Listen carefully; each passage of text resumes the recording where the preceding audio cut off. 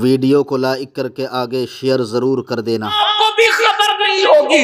और सुन लो, बचाने वाली एक जात है, वो मुहम्मदुर रसूलुल्लाह की जात है। अब उनकी हदीस सुनो। आका इरशाद फरमाते हैं कि जिसने जानबूझ के नमाज छोड़ दी, क़यामत के दिन उसके साथ मेरा कोई वादा नहीं है। अल्लाहु अकबर।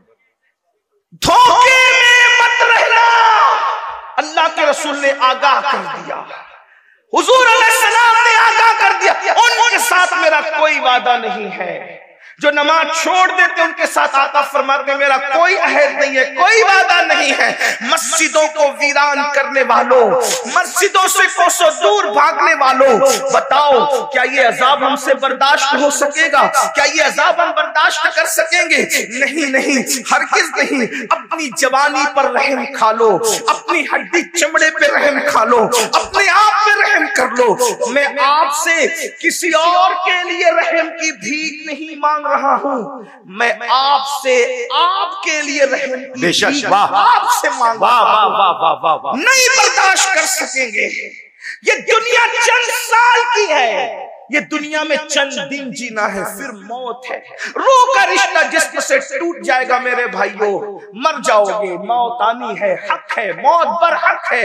मौत से किसको रुस्तगारी है? आज वो, कल हमारी बारी है।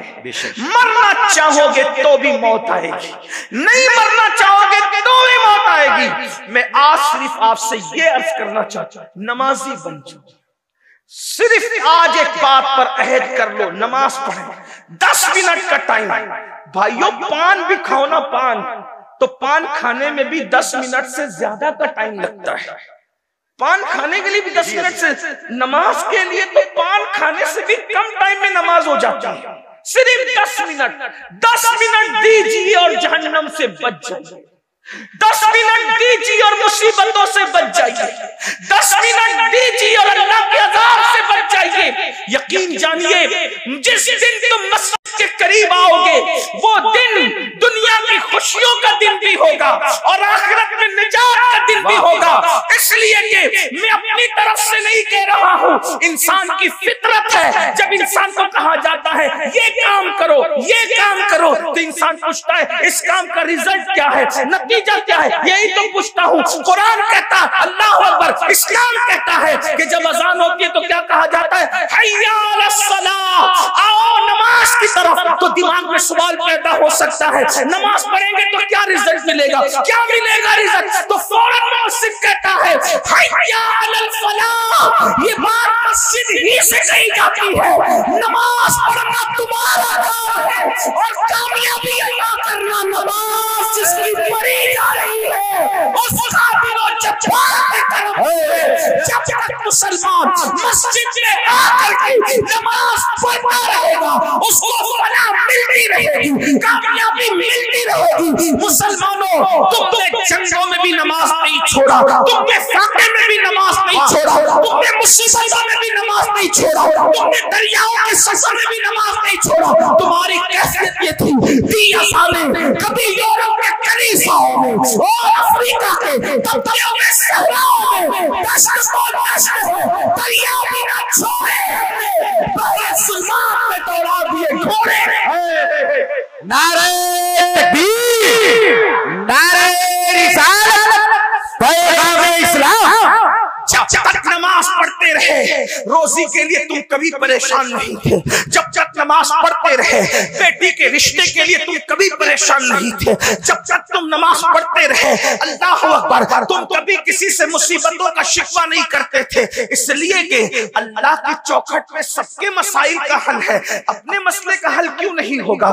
बड़ी माजरत के साथ, जब से अल्लाह का दर छोड़, याद रखना, अल्लाह का दर जिस दिन से छोड़ा, जिस दिन से अल्लाह का दर छोड़ा, दुनिया अपनी दुश्मन बन गई। एक बात याद रखना, ये दुश्मन, वो दुश्मन, वो दुश्मन अपनी जगह है। इंसान जब नमाज छोड़ देता है तो अल्लाह खुद इंसान को अपना दुश्मन बना लेता है। अल्लाह, आप इतना याद रखें।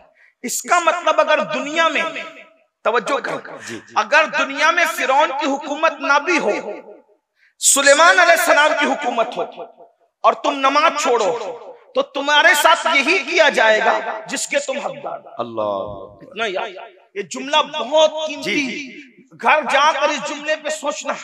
अगर हुकूमत फिरौन की ना हो, फिरौन को हुकूमत में न लाया जाए, सुलेमान वीडियो अगर अलैहिस्सलाम अच्छी लगी हो तो लाइक करके तो आगे भी तुम्हारे शेयर जरूर कर देना। होना वही जिसके तुम मुस्तहिक हो। क्यों? इसलिए कि जो नमाज छोड़ दे, अगर इस्लामी हुकूमत हो तो क्या किया जाएगा? पूछो। नमाज छोड़ने वाले की इस्लामी हुकूमत में क्या पोजीशन है, वो उलमा से पूछो ना, क्या उसकी पोजीशन है। कम से कम इमाम आजम का फतवा यह है कि उसको जेल में डाला जाए। जी। जिस इमाम आजम अबू हनीफा रहमतुल्लाह अलैह के मुक़ल्लिद हो, अभी इमाम शाफई का मसलब तो मैंने बयान ही नहीं किया और मैंने वो बयान भी नहीं किया, लेकिन आपसे अर्ज करना चाहता हूं, अभी मैंने गौसे पाक का मसलब भी बयान नहीं किया, वो भी मैंने बयान नहीं किया। अभी आपने मैंने इमाम मालिक का मसलब बयान नहीं किया, वो भी बयान नहीं करना। लेकिन आपसे पूछता हूं अपने इमाम की, आज मेरे इमाम आजम अबू हनीफा की शहादत का दिन गुजरा। आप तो हम तो इतने गाफिल है कि जिसके फतवे पर नमाज पढ़ते हैं उसके भी इतने एहसान फरामोश हो गए कि उनका दिन भी आप मनाने की सुन्नियों को तौफीक नहीं। इल्ला माशाअल्लाह, बहुत माजरत के साथ सही फरमा। बल्कि अगर पूछ लेना कि इमाम आजम की शहादत का दिन कौन सा था तो हमारे बच्चों को पता नहीं। बहुत माजरत के साथ जान बख्शियों पे एक जुमला कह दूं, गली के नंगे धड़ंगे पीरों का उर्स तो तुम्हें याद है, और जिसने इतना एहसान किया, फिक़ह को मुदव्वन किया, जिसके मसलक और फतवे पर अमल करते हुए हम नमाजें पढ़ते, रोजा रखते, हज करते हैं, आज उस इमाम का दिन इतने सन्नाटे में गुजर जाता, पता ही नहीं लोगों। कौन है इमाम आजम? 100 मरतबा खुदा को ख्वाब में देखने वाली हस्ती, जिसने 100 बार अल्लाह का दीदार किया ख्वाब में। सुभान अल्लाह। ये बात मैं अपनी तरफ से नहीं कह रहा हूं, खैरातुल एहसान के अंदर ये बात लिखी हुई है कि हमारे इमाम आजम अबू हनीफा ने 100 बार अल्लाह का दीदार कैसे किया, ये तो दीदार करने वाला जाने। लेकिन सोचो, यही मसला हमारे उलमा बयान करते हैं, इसीलिए अल्लाह का दीदार अहले सुन्नत के नजदीक ख्वाब में जायज है। अल्लाह को कोई दुनिया में माथे की आंख से नहीं देख सकता, लेकिन ख्वाब में खुदा का दीदार मुमकिन है। ये हमारे उलमा मसला बयान करते हैं। बारे शरीयत भी आप उठा करके देख लें, सबे सनाबिल शरीफ भी आप उठा करके देख लें, इसी तरह खैरातुल एहसान उठा करके आप देख लें, आपको पता चलेगा। सोचो तो कितना बड़ा वली, कितना बड़ा वली, कितना बड़ा वली, अरे कितना बड़ा वली, दाता अली हुजवेरी का इमाम, दाता अली हुजवेरी का इमाम आजम है, गरीब नवाज का इमाम आजम है, साबिर कलियर का इमाम आजम है, महबूब इलाही का इमाम आजम है, अल्लाहू अकबर कुतुबुद्दीन बख्तियार काकी का इमाम आजम है, और हम सुन्नियों के इमाम आला हजरत का इमाम भी है। जिंदाबाद जिंदाबाद। भूल गए इतने। बात यही है कि हमने किस एहसान करने वाले का एहसान रखा है जो इनका रखा। बहुत माफी के साथ 2 शाबानुल मुअज्जम को आपको मनाना चाहिए।